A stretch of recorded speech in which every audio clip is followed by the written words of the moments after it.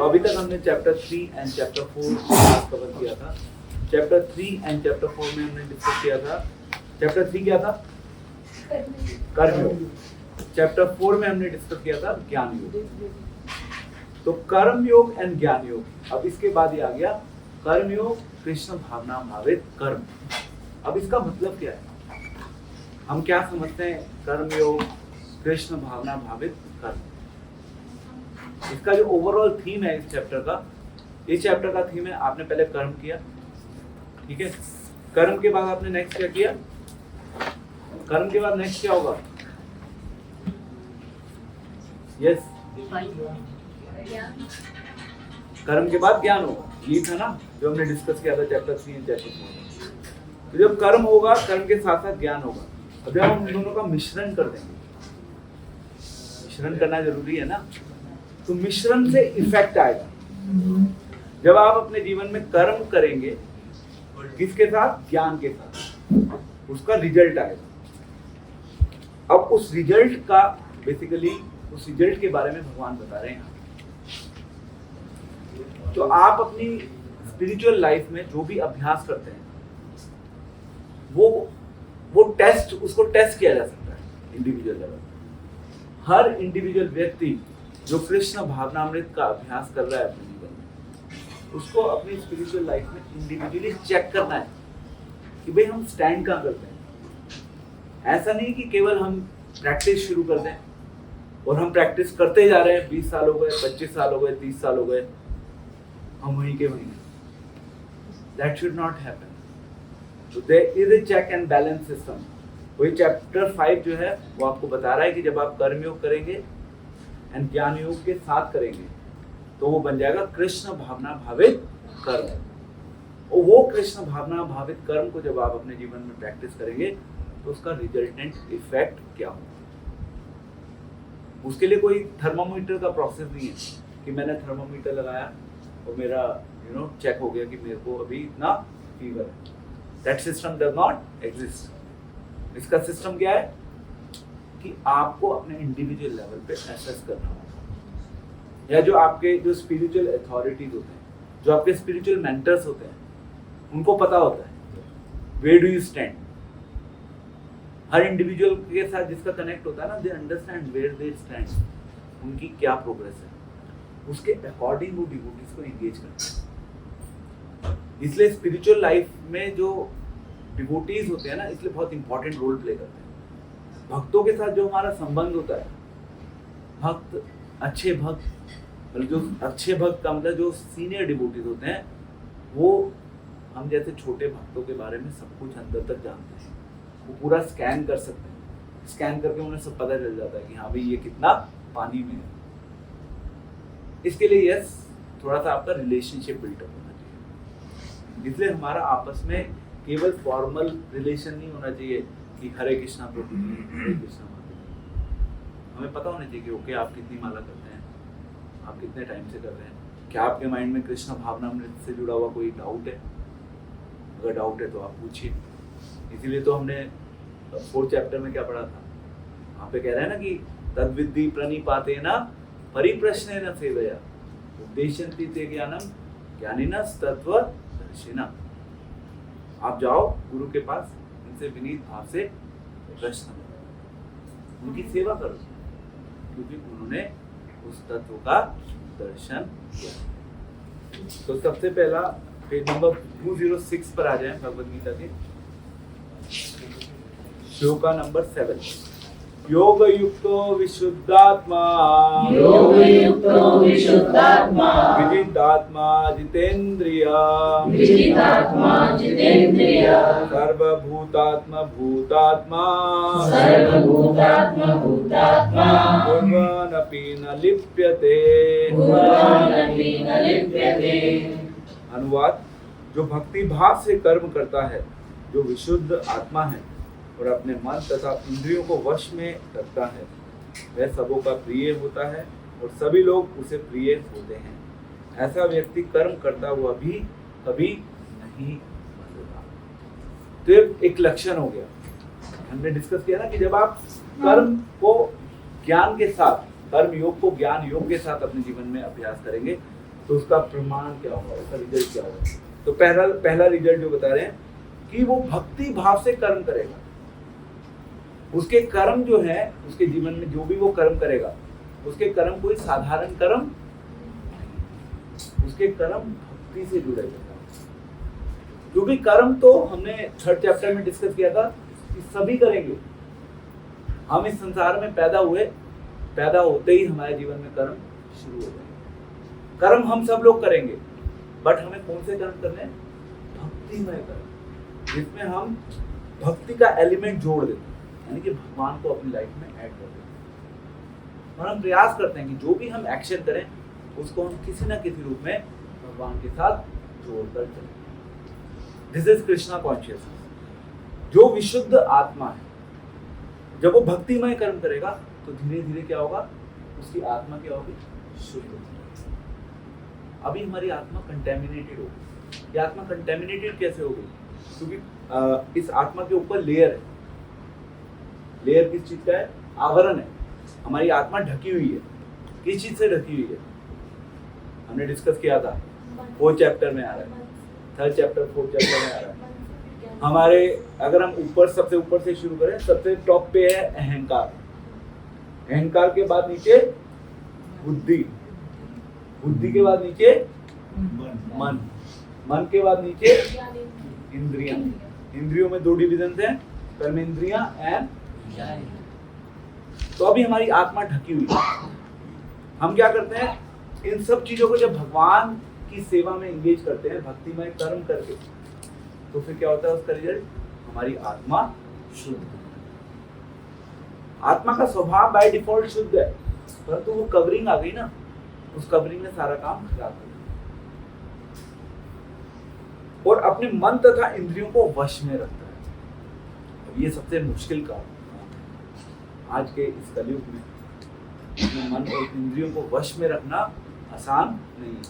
तो उसके लिए हमें क्या करना होता है? उसके लिए हमें बार बार सुनना होता है और अभ्यास करना होता है। इसे चैप्टर 6 में बताएंगे भगवान कि मन को वश में कैसे करना है। वो हमारे नेक्स्ट सेशन का पार्ट होगा। देन वह सबों का प्रिय होता है, क्योंकि वो किसी से लड़ाई नहीं करता। सबों का प्रिय होता है और सभी लोग उसे प्रिय होते हैं। लोग भी देखते हैं, हाँ भाई साधु हैं, संत हैं, तो वो किसी को परेशान लोग भी नहीं करते, ना वो लोगों को परेशान करते, क्योंकि वो सबके हृदय में भगवान को देखता है। ये लक्षण हो गया। एंड देन फाइनली, ऐसा व्यक्ति कर्म करता हुआ भी कभी नहीं बंधता। तो कर्म तो हो रहा है, पर हम लोग बंधेंगे नहीं, क्योंकि जो बंधने का प्रॉब्लम है ना, ये सबसे बड़ा प्रॉब्लम है and it's very difficult to deal with. बहुत से लोग कर्म करते हैं, अच्छे कर्म करते हुए भी बेचारे बंध जाते हैं, क्योंकि उनके पास सही ज्ञान अवेलेबल नहीं होता। तो इसलिए बहुत सावधानी से चलना होता है। सावधानी से चलने के लिए हम क्या है कि हम कहते हैं कि ओके करो एक्शन, बट गाइडेंस में रह के करो। इसलिए स्पिरिचुअल लाइफ में मतलब आप देखेंगे कि बहुत से लोग जुड़ जाते हैं आध्यात्मिक संस्थानों से, अलग अलग गुरुओं से। प्रॉब्लम इसकी केवल जुड़ने से काम चलता नहीं है, क्योंकि किसी को पर्सनल गाइडेंस नहीं मिल रही होती ना। आप जुड़ तो गए सिस्टम से, बट आपको प्रॉपर गाइडेंस नहीं मिल रही।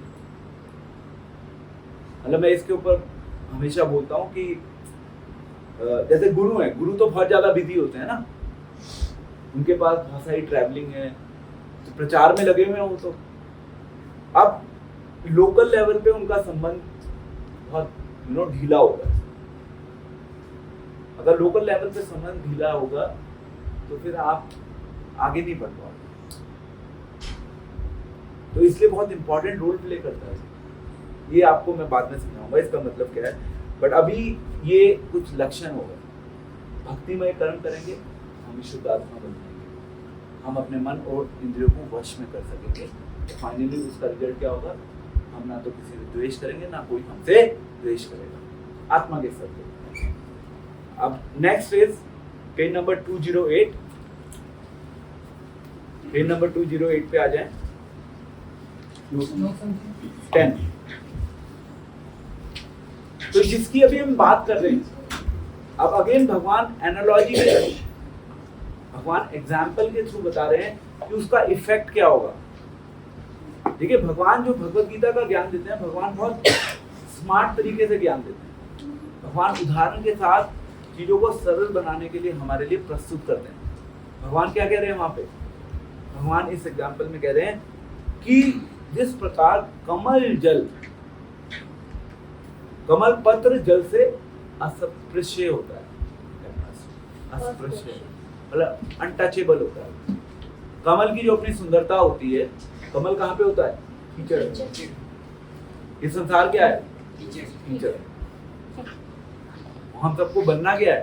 कमल।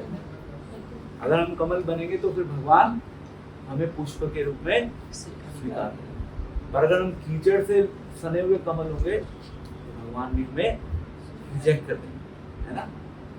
तो हम इस संसार में हैं, बट हमें इस संसार की जो प्रॉब्लम्स हैं, इस संसार की कीचड़ से प्रभावित नहीं होना। इसके लिए करना क्या है? इस संसार में जो लोगों के विचार हैं, इस संसार के लोगों की जो भावनाएं हैं, भावनाओं को हमें नहीं। आप कहेंगे ओके फाइन, होगा कैसे? ये हम लक्षणों की बात कर रहे हैं। भगवान 6 चैप्टर में बताएंगे कि होगा कैसे। अभी तो ये लक्षण है जो आप सबको अपने आध्यात्मिक जीवन में धीरे धीरे विकसित करने हैं। ये आपका इंडिविजुअल टेस्ट होगा जो आपको खुद चेक करना है कि where do you stand in Krishna consciousness. 1 साल, 2 साल, 3 साल, 4 साल, 5 साल, 7 साल जब आप अभ्यास करेंगे तो आपको इस स्तर पे आना है। ठीक है, ये पॉइंट क्लियर है? कमल के समान बनना है जिससे कि हम अपना जीवन भगवान को ऑफर कर सकें। कीचड़ वाला कमल नहीं बनना, या कीचड़ में रहते हुए अपने आप को फ्री रखना है। Then Krishna will accept us. Otherwise, Krishna may not accept us. ठीक है? Then come to Shloka 11, page 209. कायेन मनसा बुद्ध्या केवले इंद्रिये अपि योगिना कर्म कुर्वन्ति संगम त्यक्त्वा आत्मशुद्धये। योगी जन आसक्ति रहित होकर शरीर, मन, बुद्धि तथा इंद्रियों के द्वारा भी केवल शुद्धि के लिए कर्म करते हैं। हम सब योगी, हम सबको योगी बनना है। इस ड्रेस से फर्क नहीं पड़ता। योगी का मतलब ये नहीं कि आपको सैफरन क्लोथ्स पहनने और फिर आप योगी बने। घरों में रह के भी योगी बन सकते हैं। वो यहाँ पे कह रहे हैं कि योगी जन, योगियों के क्या गुण है? वो आसक्ति रहित होकर वो क्या करेंगे? वो आसक्त नहीं होंगे चीजों से। तो वो क्या करेंगे नेक्स्ट? वो जो भी कार्य करेंगे। अब हम कार्य कैसे करते हैं? शरीर के स्तर पे करते हैं, मन के स्तर पे करते हैं, बुद्धि के स्तर पे करते हैं, इंद्रियों के स्तर पे करते हैं। क्योंकि आपका सोचना भी एक कार्य है, आपका अपनी बुद्धि को कहीं एंगेज करना भी एक कार्य है, आपके मन का किसी दिशा में जाना भी एक कार्य है, आप अपनी आंखों से मुझे देख रहे हैं, ये भी आपका एक कर्म है, आप अपने कानों से मुझे सुन रहे हैं, ये भी एक कर्म है। सब कर्म है अल्टीमेटली। नाक से सूंघना भी एक कर्म है, मुंह से बोलना भी कर्म है, मुंह से खाना भी कर्म है। यहाँ पे कह रहे हैं योगी जन क्या करते हैं? सब चीजों को करते हैं। वो कैसे योगी होते हैं? एक तो वो आसक्ति रहित होते हैं, वो केवल शुद्धि के लिए कर्म करते हैं। तो हम सबको कर्म करना है। कौन से वाला कर्म करना है? आसक्ति रहित करना है। उससे रिजल्ट क्या आएगा? हम शुद्ध होंगे। Whole process of Krishna consciousness is revolving around the fact कि हम सबको शुद्ध डिस्कस करते हैं ना। मिरर है, मिरर में बहुत ज्यादा डस्ट लगी है। अब कई बार डिवोटीज ये प्रश्न करते हैं कि प्रभु जी 10 साल हो गए, कुछ नहीं हुआ। कोई बात नहीं, आपकी डस्ट ज्यादा मोटी हुई, नो प्रॉब्लम। मिरर तो शुद्ध है, mirror is like your soul. परत थोड़ी सी मोटी होगी, दैट्स ओके। किसी की परत कम होगी, किसी की परत ज़्यादा होगी। कोई उस परत को हटाने में ज़्यादा प्रयास कर रहा होगा, कोई उस परत को हटाने में कम प्रयास कर रहा होगा। करते रहो प्रयास। 100 बातों की एक बात है कि प्रयास करते रहो। इसलिए कुछ डिवोटीज होते हैं 2 साल में काफ़ी आगे बढ़ जाते हैं, कुछ डिवोटीज ऐसे होते हैं 10 साल में भी जा रहे हो या स्लो चल रहे हैं। No problem, keep on doing. ये जो डस्ट है ये एक लाइफ की नहीं है, ये डस्ट पता नहीं कितनी लाइफ्स की एक्यूमुलेटेड है। इसलिए लोग कहते हैं कि भाई टाइम लग रहा है। नो प्रॉब्लम, भगवान ने आपको एक लाइफ में अवसर दे दिया। हजारों जन्मों की डस्ट को क्लीन करने का, इससे बड़ी चीज क्या हो सकती है? इससे बड़ा मतलब भगवान की ओर से आपको कोई गिफ्ट मिल सकता है? I don't think so there can be any other gift than this. So you should be thankful to Krishna for this. Okay, so next is Shloka 16, page 213 and 214. किंतु जब कोई उस ज्ञान से प्रबुद्ध होता है जिससे अविद्या का विनाश होता है, तो उसके ज्ञान से सब कुछ उसी तरह प्रकट हो जाता है जैसे दिन में सूर्य से सारी वस्तुएं प्रकाशित। आप देख रहे हैं भगवान फिर से उदाहरण दे रहे हैं, यहाँ पे ज्ञान की महिमा बता रहे हैं। ज्ञान कार्य क्या करेगा आपके जीवन में? ज्ञान क्या करेगा? हम सब अभी क्या है, सब फंसे हुए हैं। कभी आपने सूर्य को देखा है? सूर्य जब सुबह सुबह राइज हो रहा है तो वो ना विदिन 5 मिनट्स आप देखेंगे वो बहुत तेजी से ऊपर बढ़ रहा है। अगर आप बहुत ध्यान से फोकस करेंगे, सुबह 5:30 बजे से 5:30 के करीब आता है, 5:30, तो आपको अगर आप 5 मिनट देखो अब तो यहाँ तक नीचे यहाँ आ गया, just in a matter of 5 minutes. This is how sun works. Good. जैसे जैसे सन ऊपर आता रहता है वैसे वैसे अंधकार खत्म हो जाता है। इसी प्रकार से जो ज्ञान होता है, ज्ञान अविद्या का नाश करता है। अविद्या क्या है? सबसे बड़ी अविद्या क्या है इस संसार में? हम भगवान के साथ अपने संबंध को भूल चुके हैं, सबसे बड़ी अविद्या। और जब हम माँ के गर्भ से निकले थे उससे पहले हम सब लोगों ने भगवान को प्रॉमिस किया था कि जैसे ही मैं आऊंगा इस संसार में आपकी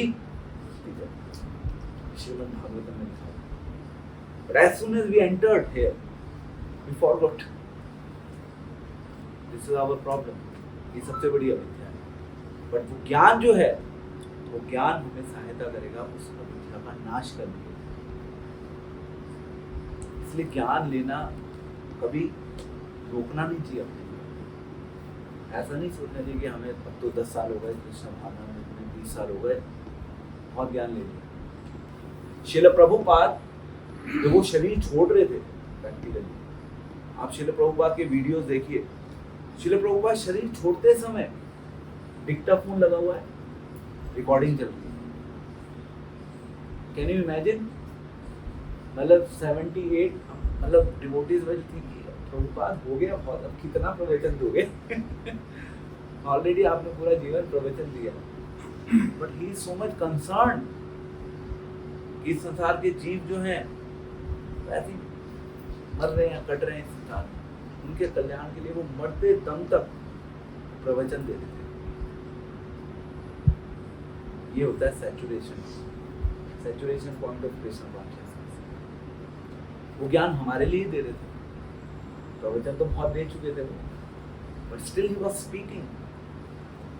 एंड मतलब प्रैक्टिकली उनके मुंह से आवाज नहीं निकल रही।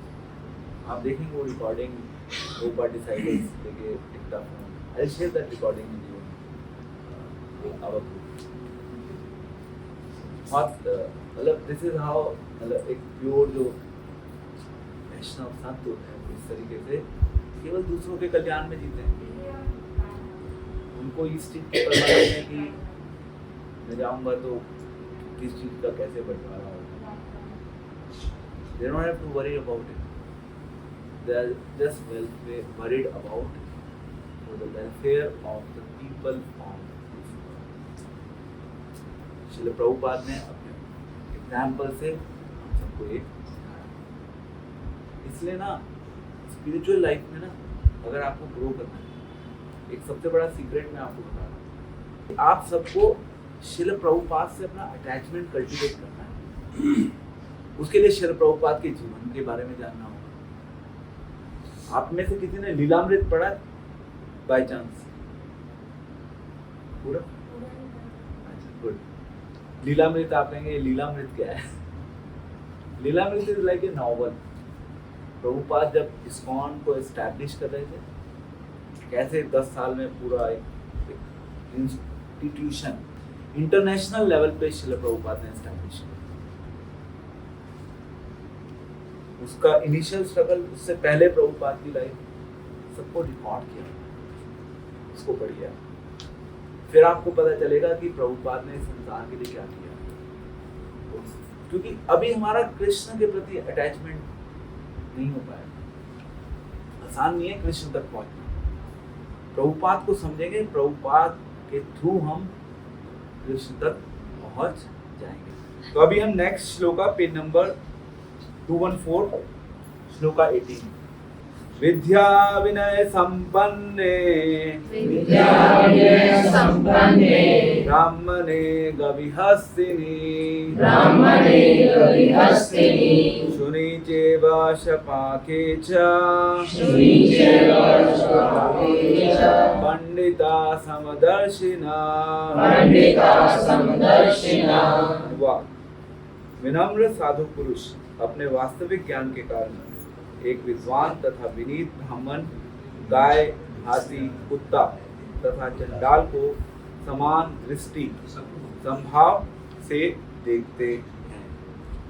बेसिकली अब यहाँ पे बता रहे हैं कि आपकी चेतना क्या होनी चाहिए जब आप कृष्ण भावना भावित कर्म कर रहे हैं संसार में रहते हुए। क्योंकि आप लोगों से तो इंटरेक्ट करेंगे और सोसाइटी में अलग अलग स्तर पे हैं लोग। क्या जीवात्मा, उसमें कुत्ते भी हैं, बिल्ली भी हैं, जीव जंतु भी हैं, पशु पक्षी भी हैं। और कई बार लोग कहते हैं ये सोशली लोअर कास्ट से बिलोंग करता है, ये हायर कास्ट से बिलोंग करता है, ये ब्राह्मण है, ये वैश्य है, ये क्षत्रिय है, ये शूद्र है। अब यहाँ पे देखिए भगवान बिल्कुल क्लियर कर रहे हैं। भगवान कह रहे हैं कि वो सबको समान दृष्टि से देखता है। It's an important statement, important है। सबको समान दृष्टि से देखता है, ये इम्पोर्टेंट तो है, बट इसको जीवन में कैसे होता है? क्योंकि हम तो सबके साथ भेदभाव करते हैं इस संसार। इस संसार के लोगों को छोड़िए, हम तो डिवोटीज के साथ भेदभाव करते हैं। हम कहते हैं ये सीनियर है, ये जूनियर है, ये सीनियर है तो हम इनको ऐसे करेंगे, ये जूनियर है तो हम इनको ऐसे करेंगे। This is how it happens. तो ये डिफरेंशिएशन तो सब जगह, फ्रेंड्स के बीच में भी है, फैमिली में भी है। तो आप कहेंगे कैसे कैसे फॉलो करें इस श्लोक को? Any practical advice? इस श्लोक को फॉलो कैसे करेंगे? अब इसको प्रैक्टिकल लेवल पे कैसे जीना है, 2 चीजें। सबसे पहला हमें ये समझना है कि सब जीवों के हृदय में भगवान है। किस रूप में? परमात्मा। सबसे पहली चीज प्रभुपाद तात्पर्य में एक्सप्लेन करें। आप सब जीवों के हृदय में भी हैं, जो शुद्ध भक्त हैं उनके हृदय में भी हैं, जो नए भक्त हैं उनके हृदय में भी हैं, जो कुत्ता है, बिल्ली है, उन सबके हृदय में भी। ये पहला पॉइंट है। तो आपको ये समझना है कि इन सब लोगों का भगवान के साथ संबंध है, यानी कि वो भगवान के अंश हो गए ना, क्योंकि उनके अंदर आत्मा है। आप उस चीज को नेग्लेक्ट नहीं कर सकते। ये हो गया पहला प्रिंसिपल। दूसरा प्रिंसिपल क्या है? दूसरा प्रिंसिपल ये है कि जब आप सोशल लेवल पे डील करते हैं, सोशली डिफरेंशिएशन आप मेंटेन कर सकते हैं, उसमें कोई प्रॉब्लम नहीं है, बट उस सोशल डिफरेंशिएशन में द्वेष नहीं होना। तो सोशल लेवल पे आप डिफरेंशिएशन या डिमार्केशन मेंटेन करके करते हो। बट हमारी चेतना क्या कहती है? तो एक तो एक्सटर्नल डीलिंग है, एक इंटरनल है, 2 लेवल्स हैं। तो आप कहते हैं कि कह सकते हैं कि ये तो आप ड्यूअल ड्यूअल बिहेवियर वो कर रहे हो, वो करना पड़ेगा, उसके बिना तो आप नहीं जी पाओगे। जब आप सबको समान दृष्टि से देखोगे तो आप कहोगे मैं तो सबको, I will take care of each and every person of this world, चाहे वो मेरा बेटा है, बेटी है या नहीं है, इससे मुझे कोई फर्क नहीं पड़ता। पॉसिबल है? पॉसिबल नहीं। बेटा आपका बेटा है, बेटे का फ्रेंड बेटे का फ्रेंड ही है। So that differentiation will always be there naturally, वो सोशल डीलिंग्स के लेवल पे। ठीक है, दिस क्लियर? ये पॉइंट क्लियर है आपको? तो social dealings are different, but मन में भावना अलग है, क्योंकि उस जीव के हृदय में भी परमात्मा है। प्रभुपाद लिख रहे हैं कि कृष्ण भावना भावित व्यक्ति योनि या जाति में भेद नहीं मानता। सामाजिक दृष्टि से ब्राह्मण तथा चंडाल भिन्न भिन्न हो सकते हैं। सामाजिक दृष्टिकोण लिया है ना श्रील प्रभुपाद पर, तो इसी प्रकार से हमारे भी सामाजिक दृष्टिकोण से हम लोगों के साथ अलग अलग डील कर सकते हैं। उसके पीछे भावना क्या है वो एक इम्पोर्टेंट रोल प्ले करेगी, क्योंकि हम एक शरीर में बंधे हुए हैं ना, जिस शरीर में हम बंधे हैं उसके अनुसार हमें अलग अलग रिलेशंस मिले, है ना। ओके, यदुवर मेरा बेटा है, नायशा मेरी वाइफ है, मैं अपने बेटे के लिए I will take care of my son, natural.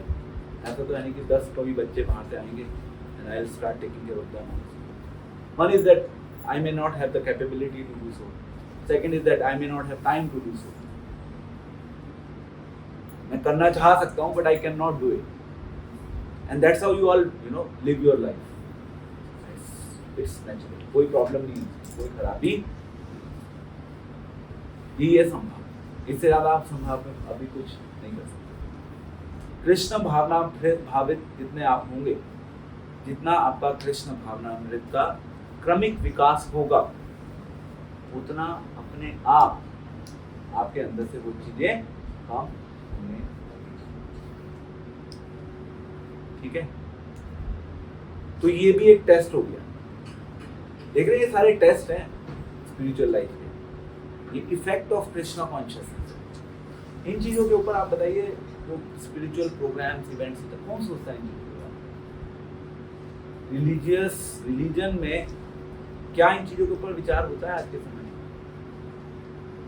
ये रिलीजन का इफेक्ट है, ये हमारा धर्म। हमारा धर्म हमें ये शिक्षा देता है। अगर हम इस धर्म से ये शिक्षा नहीं लेते तो फिर हमारे धर्म का पालन करना केवल एक दिखावा है, इससे ज्यादा और कुछ नहीं है। और समाज में आज के समय में मोस्टली केवल दिखावा हो रहा है, रियलिटी उसके पीछे जो है वो खत्म हो चुकी है।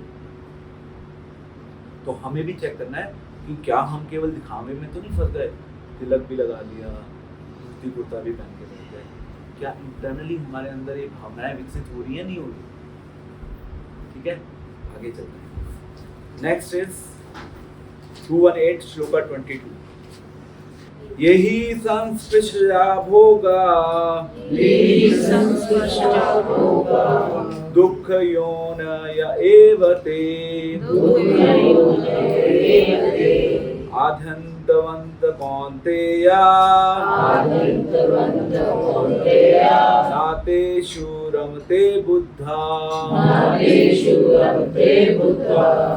अब यहाँ पे बुद्धिमान व्यक्तियों के लक्षण भगवान बता रहे हैं। अल्टीमेटली हम सबको क्या बनना है? वाइस बनना है। एक वाइस व्यक्ति क्या करता है? वो सही चीज का चुनाव करता है, उसको अपना लेता है, गलत चीज को छोड़ देता है। तो अगर हम वाइस बनना चाहते हैं, या हमें लगता है कि हम कृष्ण भावनामृत में आने के बाद वाइस बन रहे हैं, तो भगवान कह रहे हैं कि अब आपके अंदर ये गुण भी आ जाना चाहिए। This is the next thing that you should have. आपकी चेतना के स्तर पे आप इसको व्यवहारिक स्तर पे अनुभव करें। ये इफेक्ट हो गया। बुद्धिमान मनुष्य दुख के कारणों में भाग नहीं लेता, जो कि भौतिक इंद्रियों के संसर्ग से उत्पन्न होते हैं। हे कुंती पुत्र, ऐसे भोगों का आदि तथा अंत होता है, अतः चतुर व्यक्ति उनमें आनंद नहीं। भगवान ने पहले बोला बुद्धिमान, फिर दोबारा से यूज किया चतुर। कृष्णा स्ट्रेस कर रहे हैं इस चीज के ऊपर कि जो इस संसार का जो आनंद है ना, प्रैक्टिकली जो हमारा इंद्रियों से उत्पन्न हो रहा है इस संसार का आनंद, उसमें इंटरेस्टेड नहीं होने चाहिए हम लोग। वो हमारे लिए इररिलेवेंट है। We don't want that. हमें नहीं चाहिए वो आनंद। शुरू में क्या होगा? शुरू में आपको बार बार उस चीज के लिए बोला जाएगा, नहीं भागो इस संसार के सुख के पीछे, नहीं भागो इस संसार के सुख के पीछे। धीरे धीरे वो क्या होगा? स्वाभाविक हो जाना चाहिए। फिर स्वतः आप इंटरेस्टेड नहीं हो उस सुख के पीछे भागने। तो ये बुद्धिमान व्यक्ति के लक्षण है, या जो कृष्ण भावना भावित लोग हैं उनके लक्षण है। वो संसारिक सुख की ओर नहीं। ठीक है, ये भी एक टेस्ट हो गया। चेतना के स्तर पे हमें इन सब चीजों को असेस करना है। एंड द लास्ट श्लोक, द मोस्ट इंपॉर्टेंट श्लोक, श्रील प्रभुपाद इस श्लोक को बोलते हैं the peace formula. Text 29, page number 223। भोक्ताराम यज्ञ तपसाम सर्वलोका महेश्वराम हृद सर्वभूतानां ज्ञात्वा मां शांति मृच्छति। मुझे समस्त यज्ञों तथा तपस्याओं का परम भोक्ता, समस्त लोकों तथा देवताओं का परमेश्वर एवं समस्त जीवों का उपकारी एवं हितैषी जानकर मेरे भावनामृत से पूर्ण पुरुष भौतिक दुखों से शांति लाभ करता है। यहाँ पे भगवान ने 3 चीजें बताई। सबसे पहला परमेश्वर, एक शब्द आया, भगवान क्या है? परमेश्वर, यानी कि भगवान सब चीजों के स्वामी है, यानी कि भगवान इंजॉयर है। एंड हम क्या है? The object to be enjoyed. We can enjoy in this world only in relationship with Krishna. And if you will try to enjoy separately from Krishna, then we will get stuck. Then हम कर्मों के बंधनों में फंस जाएंगे।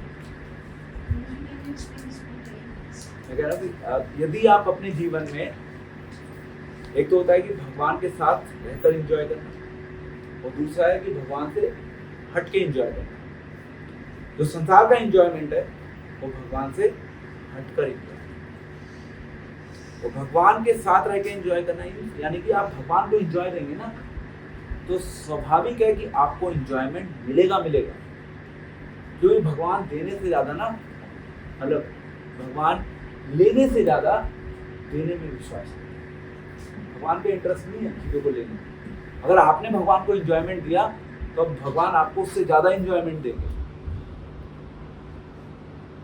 इसलिए यहाँ पे आ रहा है कि परमेश्वर, परमेश्वर मीन्स ईश्वर, भगवान ईश्वर मीन्स कंट्रोलर भी है, वो एंजॉयर भी है। एंड देन एक पॉइंट आ रहा है, सॉरी ऊपर आया है परम भोक्ता, या यहाँ पे जो ऊपर आया है, मुझे समस्त यज्ञों तथा तपस्याओं का परम भोक्ता। पहला है, मतलब जो दूसरा बीच में था वो है परमेश्वर, भगवान ईश्वर है, यानी कंट्रोलर। सब चीजें भगवान के कंट्रोल में चल रही हैं।